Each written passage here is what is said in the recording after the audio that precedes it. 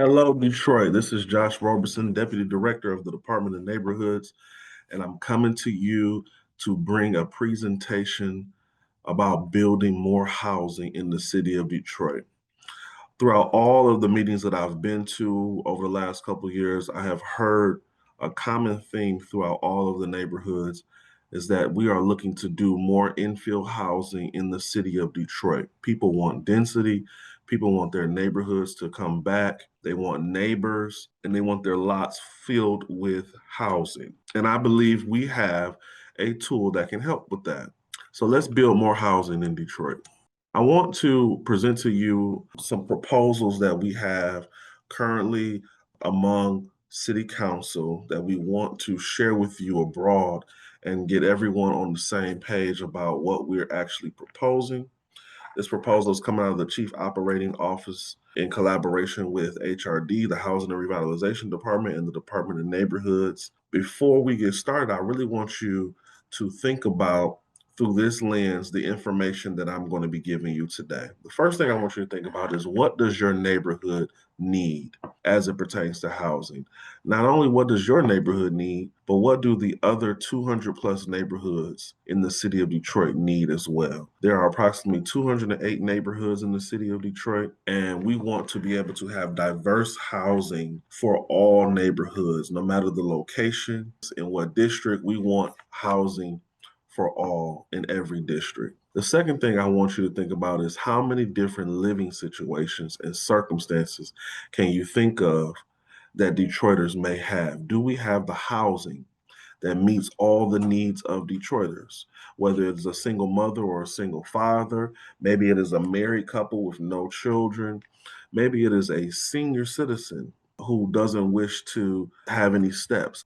Maybe it is a college student that is just starting off in life, or maybe it is a returning citizen who is restarting his or her life, or maybe it's family members who live together. Detroiters have different living situations and they need diverse types of housing. And we want you to think about that.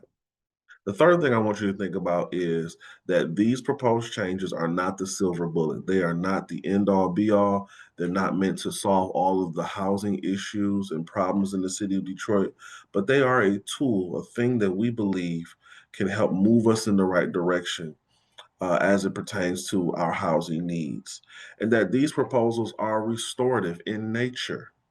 You're going to see a common theme throughout this presentation where we are restoring what used to be in the city of Detroit and what currently exists in the city of Detroit. The last thing I want you to think about when you're taking this information in is your own living situation, how it has changed over your life. You start off maybe in your late teens, early 20s. You might move out of your parents' house. You get your first apartment, whether it's a studio or a one bedroom. You go on and matriculate through life, getting married. You might need more space. You have children. You get older. You might have grandchildren. Life always has changes as it pertains to housing. Our needs change throughout our lifetime. And so I want you to think about that when you are receiving this information. So let me level set. What is zoning? Zoning governs how buildings can be built and used in the city of Detroit. Every lot, every parcel you see is in a zone, and every zone has its own rules. It can be residential, it can be industrial, it can be commercial, it can be mixed use. Some cities, such as Houston, Texas, have no zoning laws. So that means a liquor store can be next to a church or a plant can be next to housing. But here in the city of Detroit, we have zoning laws because we want to be intentional about where things are going. Zoning also sets rules for many aspects of the city's housing. What kind of housing can be built in your neighborhood? Is it single family homes, duplexes, small apartments, large apartments? How large is that housing? What is the height? What is the width? What's the size of the housing? How does the neighborhood feel? Is it a close knit neighborhood where your neighbor is a few feet away, like the early 20th century? Or is it more suburban style where your neighbor might be 3 blocks away? and it's hard to borrow sugar. So we're proposing zoning updates to increase housing supply and reduce price pressure. We believe also that it will level the playing field for residents and small local developers as it pertains to building on vacant lots. So, how did we get here? Thankfully, Detroit, for the last 2 years, has led the state of Michigan in population growth. Last year, we had approximately 7,000 new residents join the city of Detroit. Right now, according to the Housing Revitalization Department statistics, we currently produce 1,600 units per year of housing. But in order to keep up with the growth that we've experienced over the last 2 years, we need, at a minimum, to produce 2,700 units per year. So that means, at a minimum, there is an 1,100 unit shortage per year that we are lacking. We are not making up currently.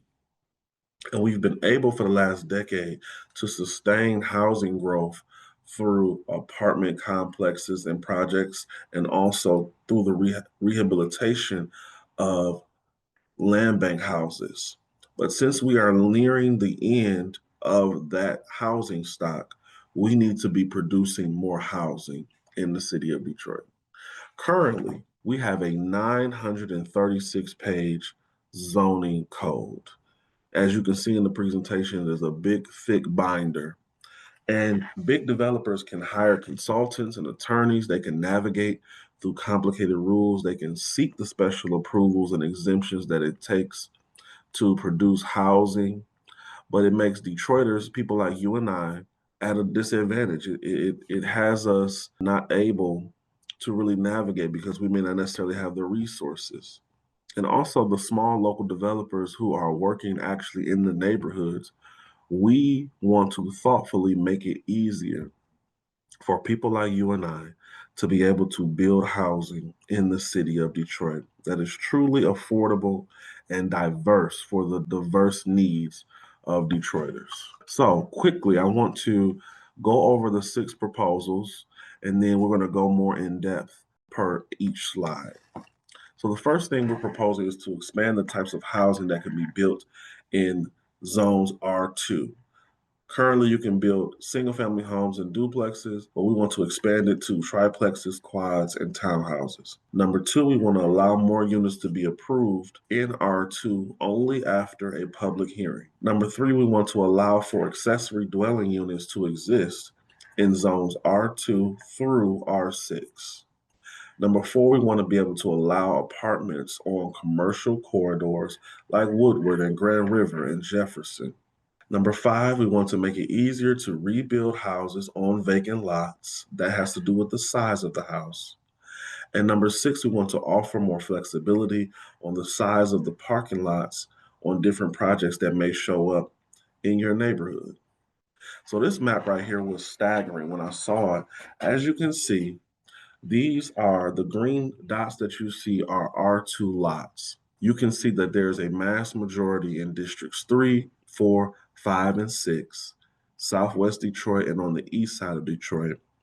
There are some sparse areas in districts 1, 2, and 7 because districts 1, 2, and 7 are primarily R1. So they are majority single family homes that exist in districts 1, 2, and 7 on the west side of Detroit. In the southeast corner of District 2, you'll see some R2 saturation. On the east side of District 7, you'll see some R2, and again, some sparse sprinkles of R2 lots in District 1.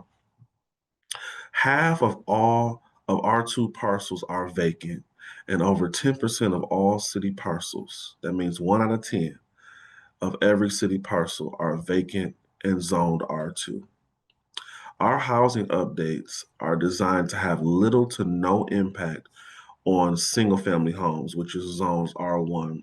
Again, districts 1, districts 2, district 7 are primarily made up of R1, as well as our historic neighborhoods, historic districts. They are primarily R1 as well. So, what are we trying to do? We want to infill housing into neighborhoods like this: Jefferson Chalmers, Kitchener Street, or Beaconsfield Street in Morningside. 54% of R2 lots are vacant, and we are trying to help the blocks that look like this. What about Field Street in Island View in District 5, or Palmer Street in the Gratiot Town Kettering neighborhood in District 5 as well? Or in District 6, Vancourt Street, or 25th Street in Chadsey, Condon. We are trying to bring housing back to blocks that look like these. So here's the first proposal.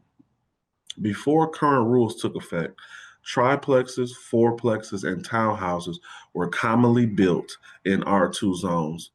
Over half of fourplexes in the city of Detroit are currently sitting on R2 zone parcels. Now, these homes require special approval from the city to build.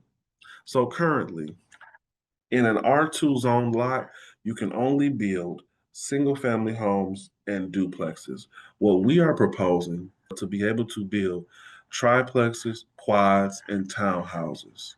And again, I want to mention that this is restorative in nature because these houses already exist in the city of Detroit. They already sit on R2 parcels. But unfortunately, if a house that's a triplex or a quad or a townhouse that sits on R2 currently burns down and the person has insurance, they are unable to build it back to its former glory without going through a process, $1,200, 3 to 6 month process. They most likely won't be able to even build it to the size that it was before. And we'll get more into that later. Proposal number 2. Conditional zoning allows certain homes to be built only after a public hearing where neighbors can weigh in. We want neighbors to continue to weigh in. What we are proposing is instead of it being up to 8 units that can be approved, we want to be able to approve up to 12 units. Again, remember, we have an 1,100 unit gap that we are trying to make up per year, and it is getting bigger as the city of Detroit grows. And also, we have a provision that says these buildings cannot be built more than 2 or 3 stories tall. So we want to maintain the character of the neighborhood so that there just won't be some big building that sits next to your house that sticks out like a sore thumb. And lastly, this is restorative in nature. Again, there are buildings that exist like this already in the city of Detroit. So you can look at the 8 unit in Springwell, or 12 unit in Central Southwest, or 11 unit in the Virginia Park neighborhood. These all sit on R2 parcels and they're already in existence. A lot of times you'll see apartments like bookends on blocks. So, in particularly like in Southwest or in Springwells, you'll see an 8 unit at the end of the block, maybe a 12 unit at the end of the other block, and you'll see housing in between on that individual block. So again, it's restorative in nature. These types of houses exist in neighborhoods like Hubbard Farms and Grant or Woodbridge or East Village or Regent Park or Gratiot Grand. They were built in the early 20th century, but again, unfortunately, if they were to burn down, they could not be restored to their former glory because of our old, antiquated zoning laws without going through a special process, a long, rigorous process. The third proposal is to allow accessory dwelling units in zones R2 through R6. ADUs are independent dwellings in the backyard detached from the main house. So, for example, a carriage house. Currently, accessory dwelling units are barred in zones R2, and in zones R3 through R6, it requires a special city approval referred to as a variance. Our proposal is to allow people to build accessory dwelling units in zones R2 through R6. Our rationale is that we believe it offers diverse housing options like in-law suites, family members, or low-cost options, and it gives the ability for residents to build infill. Maybe you are a person that has a college student. You don't necessarily want to have to pay for your son and or daughter to stay on campus. If you have an accessory dwelling unit, they can still have their independence and live right near you and near their schooling. Or maybe you are a couple who has a newborn and you want the in laws, you want the grandparents nearby to be able to help you. And so they can live in the accessory dwelling unit. Or maybe you're just someone that's looking for extra income and you want to rent out your ADU. And so you can get more income and add to your household's budget. Number four, currently, special city approval is needed to build housing on commercial corridors. Our proposal is to allow apartments on commercial corridors, including mixed use or residential only. So that means right now on streets like Woodward, Grand River, Jefferson, Fort Street, Michigan Avenue, if you want to build an apartment building, it has to be mixed use. There has to be businesses at the bottom and apartments at the top. What we want to do is allow people to build, developers to build, you and I to build apartments only that don't necessarily have businesses at the bottom. What we believe, our rationale, is that it will give residents different options and more housing, especially on major corridors. We believe more residents on corridors equals more small business customers and thriving corridors, more stimulation. Remember, density is key. If you want to see those grocery stores, if you want to see those small businesses that we all want in our neighborhoods, we have to have density and we have to have a customer base for those individual businesses to survive. Again, I also want to highlight there are already 500 plus buildings that exist like this in zones B2 and B4. Buildings like this in LaSalle Gardens, or buildings like this in McDougal Hunt on the east side of District 5. The fifth proposal, current rules on the size and the spacing of homes make it difficult to rebuild homes on vacant lots. It typically requires, again, a special approval going through the city's red tape, which is referred to as a variance. What are we proposing?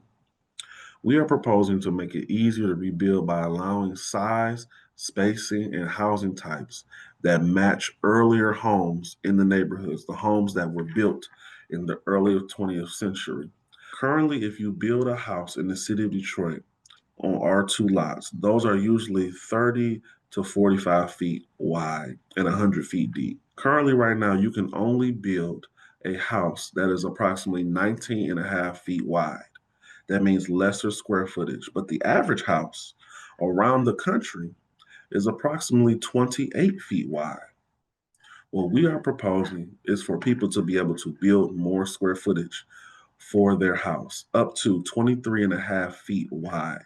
There's an example on the right-hand part of your screen. These are houses that were newly built in East Village on the east side of District 5. Unfortunately, they could only be built to 19 and a half feet up to the inch wide. But if our proposal was in place, these houses could have been built bigger, given more square footage for different families. Again, we're thinking about different living situations and the amount of units that we need to put online over the next couple of years. We want people to be able to build bigger houses so that they can have more space for their families and their individual needs if they want to. And lastly, the final proposal is to give flexibility on parking lot size in targeted cases. Currently, zoning mandates that a person has a large parking lot for each building, but money and land used to build lot reduces what can be used for housing or small businesses. If a developer comes to the city of Detroit, they have to have a certain amount of land to develop the apartments or the project that they want to, or the business, and they have to have a certain amount of land to have parking. What we want to do is prioritize the land for businesses and for housing and reduce the amount of parking that is needed, if necessary, for these individual projects. We believe that our proposal will give more flexibility on parking lot sizes for small businesses, multiple businesses that can share an actual parking lot, projects that have sensible alternative approaches, and multifamily housing standardized citywide to match current law in most areas. Here's an example. Maybe you have a senior building that has 50 units, and the people that will be living in that building may not all drive. The statistic is 1 in 3 people in the city of Detroit, whether it be for financial reasons or personal choice, do not have a car. What we're saying and proposing is that we will not make you have the 1.25 parking spots that is currently required. We want to reduce it to 0.75 parking spots per unit. So maybe that 50 unit may not need 62 and a half parking spots. We want to reduce it down to about 37 and a half parking spots, because you might have 10 to 15 people that live in that senior building that don't even have a car. And what that will do is it will allow for developers to build more housing instead of having to leave land for parking. I want to show you this map. Well, these purple lines are currently where 0.75 parking spots per unit are allowed. So we're talking about Woodward, Jefferson, Gratiot, Grand River, Verner, Fort Street. You can see a heavy concentration near 8 Mile and some of the mile roads. What we're saying is that we want to make this citywide, 0.75 citywide, so that there won't be so much of a requirement of parking, and we want to prioritize more housing. And so again, you can see that it's already around majority of the city of Detroit. There are pockets where there is a 1.25 requirement, but we want to reduce it down citywide to 0.75. Where we are currently in this proposal process. The proposal seeks to enact key recommendations from Zone Detroit in the early 2020 and neighborhood framework plans developed from 2016 to the present. Right now, we've had 14 community meetings citywide by district and by neighborhood, 3 public meetings at City Planning Commission, 19 letters of support from nonprofits, advocates, and builders. On October 2nd, we had 1 public meeting at the City Planning Commission, and the City Planning Commission recommended it for approval. We have 9 plus more community meetings scheduled in the month of October.